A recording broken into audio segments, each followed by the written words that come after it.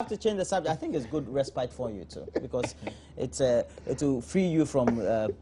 Oh, free me! It's a topic I like because it exposes NPP. He's not worried. We all know Professor Jega, don't we? Professor Jega is yes. good. Is it the president of no, he's the chairman, the former chairman of Nigeria's is it Electoral Commission. National Electoral Commission. Yeah. It's called INEC. Yeah. Interim or international. Sure. Good. And they convened their election. Yeah. And the 2015 election was said to be, I think, the most transparent as far as Sub-Saharan Africa. I like the word you use, most transparent in that context. Yes. Yes. Because they were coming from a certain way. So the benchmark was that they needed to improve. Ours, it seems that we've taken a pitfall because we went to the Supreme Court. I'm making an analysis, so that's my point. Okay. He's been in Ghana at an IEA forum, and yesterday I listened to him live. Fantastic. They did a number of things also. If we also improve on ours, would improve. Substantively, there were things he said about the biometric register or a voter roll for any country. If the consensus is that it's bloated, then perhaps we need to do a change, or perhaps we also need to do an audit. And then also the technology also they used, the personnel that they also used. All these, in congregating all of them, seem to have given them the head start in achieving what they did. Well, I can tell you for a fact, I personally don't believe the Nigerian election was that clean. Do you know what happened? Nigeria has never changed a government democratically since they started their latest round of That doesn't mean that election... Hold on. It is always chaotic. And then guess what? We have been the benchmark for them all along. All of a sudden, Nigerians didn't want to go back to war or any confusion again. So they decided, let it be. And then, all of a sudden, the person who has achieved, let's assume that they have done one thing correct once, have become the professor to come and lecture this country where we have practiced this, implemented it, gone through all these things all these years. I think it's an insult to this country to suggest that Professor Jega, of course, indeed, all of us can learn. You can even learn from a primary school kid today. But it is an insult to this country to think that we have got so much to learn from Nigeria in terms of conducting election. We must be insulting ourselves. If Professor Jega is that good an election organizer, then what will you call how do you call it, Afarijan? I don't take anything away from Nigerian election, but it is self-incriminating to think that we have gotten everything wrong in our electoral process, that we need lessons from Nigeria.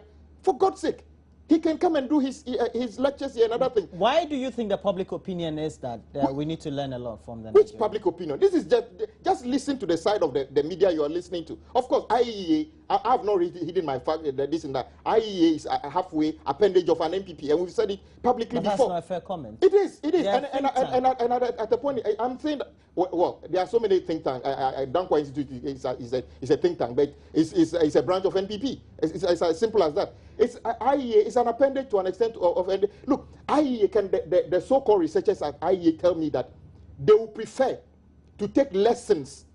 Assuming tomorrow we wake up and Afghanistan conducts one election and they call it fair, that means that Ghana should drop whatever we've done for almost many years, almost a decade, or more than 20 years. Over 2 decades. 2 decades. We drop it and go and learn from Afghanistan. For God's sake. Without showing any disrespect to Professor Jega, we thank God that Nigerians have come to a realization that what we have been doing for 20 years, they have decided to do it. We thank them for that. We can learn from them.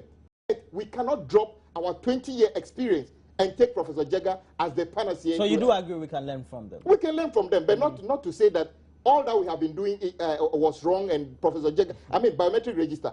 They have to learn from us almost everything. Personnel. We have more. In fact, I do get your point, but at the end of the day, it's been acknowledged that they perfected. They haven't.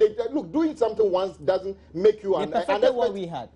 You can't perfect. We are still the leaders. Even independence, we have to have independence before they have it. So they can always learn from us. Kennedy, I know you want to say something, but for example, their card is a biometric card. Yes. It has a feature of that type of ATM hard card. Embedded in it is a chip, so it improves the validation process. They have a central database where you can run through the validation. the verification, so to speak, nationally. So it seems that they have a better network system than we do. Yeah, we have done something, but we can also learn something, don't you think? Because listening to him and having covered elections for years, I feel that we have a lot to also learn. First of all, my brother should understand that Professor Sajaga has not come to Ghana to lecture Electoral Commission. He came to give his experience to an NPP. A lot of people were, you see, if you use a platform, okay, a platform that your party have been using to market a presidential candidate, if you come here and castigate that same platform or chastise that same platform, I mean, it gives a lot of worry as to whether even your presidential candidate and your party are serious people who even have been attending IEA debate. That is just, let me put that one aside. But you made mention of something. You see, that they have PVC card embedded with, I mean, microchip, which has several data of, I mean, the voter on it. It tells you that they have moved a step further, one step further, than we Ghanaians. We have ordinary one. What can you verify on that one? You have laminated cards. Just a laminated card. What you have is just a laminated card. Nothing. So if somebody have moved, like NPP, NDC did, we decided to open up like our internal, we decided to, but they have gone a step further to, I mean, bring everybody grassroots on board to vote. It means, though we started it, but you have moved ahead. So it means that we also have to take a cue and do a lesson. And that's your point. Yes. Okay. There are so many positives that we as a country can learn from. But the Nigerian experience, yes. You go to YouTube, you get to have experiences from Nigerian journalists and even some of the residents. It was not always so smooth. It was not all. Indeed, yes, I know. Indeed, if some of the candidates, or even let's say the PDP had also wanted to contest the election, they could have, because they were also raising concerns. You see, as for we are here because we went to the courts, and then we had to go. I had the opportunity to, I mean, listen to certain snippet of report whilst the election was going on. You see, the first one that was giving a lot of problem, the initial problem was, you see, when you have the card that you have, that's not automatically allows you to just go and say that I'm coming to vote. You have to send the card. For verification, they will verify you and give you a small sheet of paper, and that was delaying the whole process. And people were talking that maybe they want to use that process to delay people, our stronghold people not to vote, and it does happen in every way.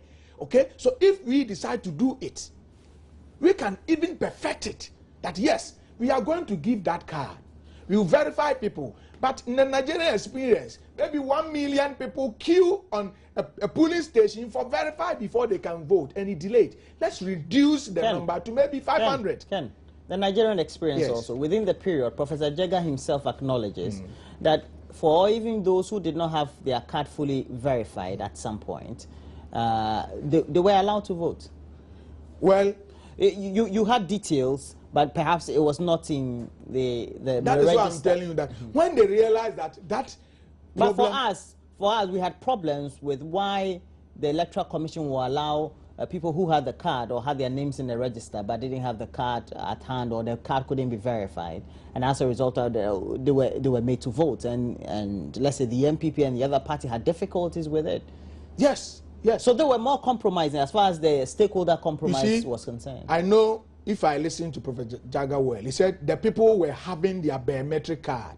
Okay, they have the card, but just that they were not able to get the verification paper to go and vote. And at a particular time, I was following the whole thing. At a point in time, there was no time. So they decided that, okay, if they have the biometric card, which it wouldn't have happened in Ghana because we are more politically aware. You would have raised concerns. It wouldn't have. You would have raised concerns. Yes, so these are some of the shortfalls that happen in Nigeria. And you said we should learn it, eh?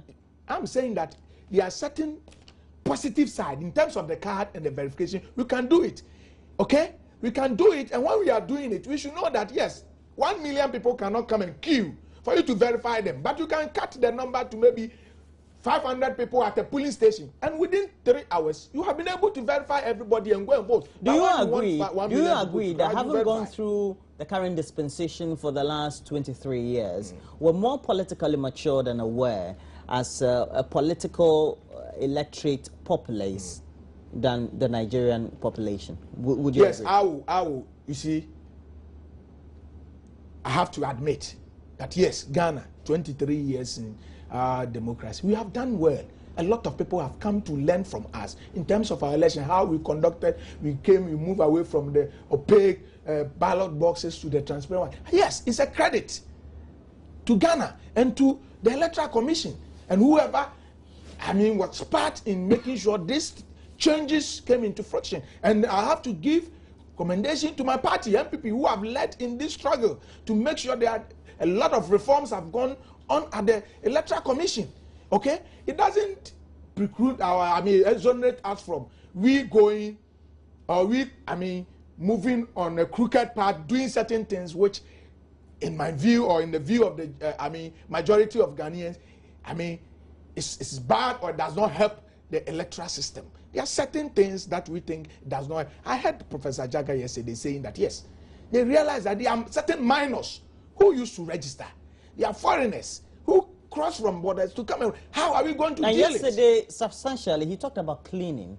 It's more like cleaning than having a new register, because he says you need to take a lot of things into consideration. You see, I listened to him, and that is why I'm saying that without taking anything from him, even you can learn from your child.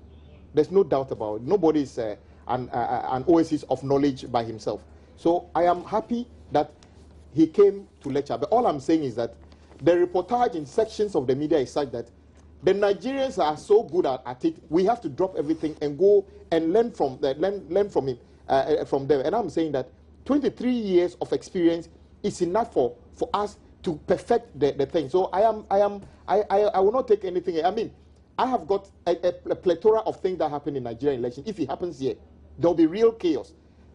Places that the results, 10 people at polling stations, 50 people declared during the result. We can't do that in this country. We are far ahead. We can learn from Professor Jega, but I have confidence in our electoral system. After 23 years, including the NPP, the country, we've built a system that works. Let us keep working on it. So we should be proud of our own, you say? Of course, of course. All right, thank you very much, the two gentlemen. Kennedy Osenyako, Member of Parliament for Achim Swedru, and thanks for joining me, sir. A very good friend of mine. Oh, he's a very good yes. All right. Okay. I love your time once again. Okay. All right, then Kwame Agboja is a Member of Parliament for Adaklu. And that'll be it for our discussions on AM Talk this morning. Many of you, again, Sunny has a lot more of your messages. We're very much grateful. We'll have to take a break. When we come back, entertainment is...